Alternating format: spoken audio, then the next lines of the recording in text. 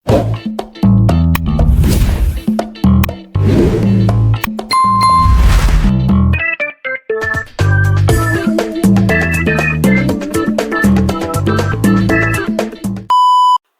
saya Setia Ramuham.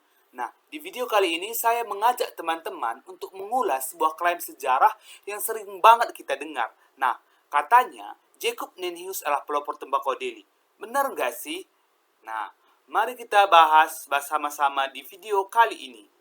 Nah, saya mendapatkan sebuah YouTube video yang dimana dalam video ini mengatakan bahwasannya Jacob Nennius adalah pelopor tembakau Delhi. Mari kita dengar. Jacob dan dua rekan bisnisnya pun memilih mengadu nasib ke Delhi. Setibanya di Delhi, kedua rekan Jacob langsung membuat perjanjian sewa lahan dengan Sultan Mahmud. Lahan itu kemudian dipakai untuk menanam tembakau dengan bantuan orang setempat yang belum mengenal tembakau sebelum Jacob datang. Di sana, Jacob... Dari video tersebut banyak orang percaya bahwasannya Jacob Nennius adalah pelopor tembakau Delhi. Narasi ini berulang kali didengar, baik dari buku, sekolah, maupun media. Tapi, apakah benar Nennius yang pertama kali membawa tembakau ke tanah Delhi? Dan rakyat Delhi belum mengenal tembakau?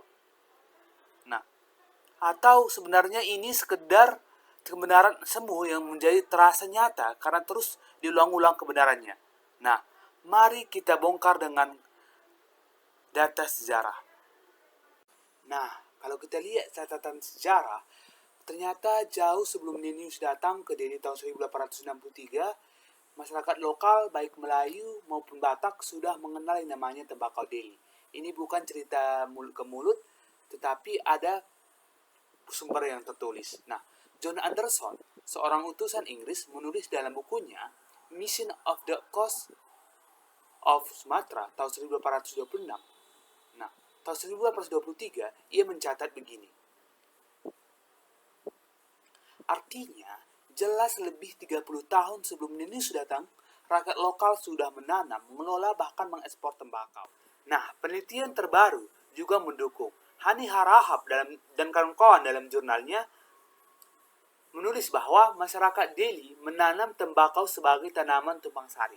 Ada yang dipakai sendiri, ada yang dijual, bahkan ada diekspor ke luar Sumatera. Nah, hanya saja istilah tembakau Delhi itu muncul sekitar 1864, ketika hasilnya dipasarkan di Amsterdam. Ibnu Umar bin Sagi bergerak cepat. Dia berangkat ke Jawa dan mempengaruhi para pengusaha tembakau di sana agar berinvestasi dengan menanam tembakau di Delhi. Mereka kemudian tertarik. Dengan menumpang kapal Josephine, tibalah Tuan van der Valk, Elliot, dan Jacob Nennius di Kuala Delhi tanggal 7 Juli 1863. Setibanya di Delhi, mereka mendapat sambutan hangat dari Sultan Delhi. Mereka mendapat kontrak lahan untuk menanam tembakau seluas 4.000 Nah, sekarang mari kita uji klaim tadi. Jacob Nennius baru datang tahun 1863, sementara Anderson sudah menulis tentang tembakau yang ada di Delhi tahun 1823. Jadi ada sekitar 40 tahun lamanya. Nah, ini mengindikasikan bahwasannya sebelum kedatangan Jacob Nennius ke tanah Delhi, masyarakat Delhi itu sudah mengenal yang namanya tembakau. Yang dilakukan Nennius bukan memperkenalkan tembakau, melainkan membawanya ke level industri. Ia melihat kualitas tembakau Delhi yang bagus, lalu mengorganisasi modal serta membuka perkebunan skala besar di Delhi. Nah, dan memasarkan hasilnya ke Eropa. Jadi, istilah tembakau Delhi sendiri baru populer setelah hasil perkebunan Delhi diperkenalkan di Amsterdam tahun 1864. Dari situlah tembakau Delhi terkenal karena kualitasnya tinggi, terutama untuk membalut cerutu. Nah, bahkan dalam buku Kolonisme dan Identitas karya Daniel Perat disebutkan Jacob Nennius dari Belanda datang dari Jawa tahun 1863 dan mengembangkan perkebunan tembakau dengan sukses. Nah, kalimat itu penting, mengembangkan, bukan menemukan. Artinya Perat sendiri menegaskan bahwa Nennius datang ke Delhi saat tradisi pertanian tembakau sudah ada sebelumnya. Jadi, Nennius lebih tepat disebut pengembang dan industrialisasi, bukan pelopor. Nah, pelopornya tetap masyarakat Melayu dan Batak. yang sudah menanam jauh sebelum kedatangan News ke tanah Delhi. Nah, supaya lebih jelas, mari kita dengar langsung dari Profesor Ikhwan Ajari, guru besar sejarah Universitas Negeri Medan. Jadi, bukan cuma kata saya, tetapi juga penjelasan dari ahlinya. Berikut cuplikannya. Kan tembakau Delhi itu baru muncul istilah itu, tembakau Delhi itu sejak kolonial Belanda datang. Tapi tembakau yang ada di Delhi, yang di kawasan Delhi itu sudah ada jauh sebelum Belanda datang kemari. Data yang ada di kami memperlihatkan bukan Yen Huis orang pertama yang menanam atau mengembangkan tembakau Delhi di Delhi. Tembakau Delhi sudah diekspor jauh sebelum Belanda datang. Dan penanaman tembakau Delhi tidak berhenti. Ya, petani tetap menanam tembakau Delhi walaupun pengusaha perkebunan asing sudah menanam tembakau Delhi di kawasan sekitar Delhi. Jadi fakta-faktanya seperti itu. Nah, jelas banget kan?